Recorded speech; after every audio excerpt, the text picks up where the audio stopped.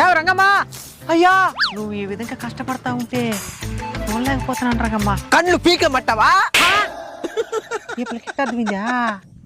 సరే తిన్నావా? తినేసినా. సర్లే కొంతమంది పిసినారులు ఉంటారు, డబ్బులు ఎంత సంపాదించినా గానీ సమయానికి కూడు కూడా తినరు. అటు ఏదో అపెండిక్స్ వచ్చేస్తుంది. ఈ మధ్య మీకు వచ్చింది కదా ఆ రోగమే కదయ్యా.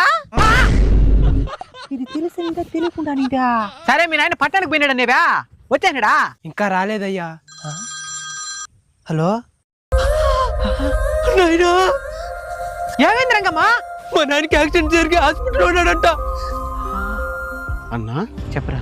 యాక్సిడెంట్ అయింది అంటున్నారు. హాస్పిటల్లో ఆపరేషన్ ఒక 10-20 లక్షలు ఖర్చు అవుతుందంటే వాళ్ళు భరించలేరు కదన్నా. అవునరా, దీనికి పరిష్కారం లేదా అన్నా? ఉంది.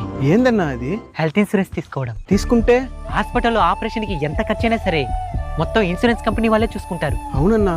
ఫ్రెండ్స్, ఈ కల్తీ ప్రపంచంలో ఎప్పుడు ఏ అనారోగ్య సమస్య వస్తుందో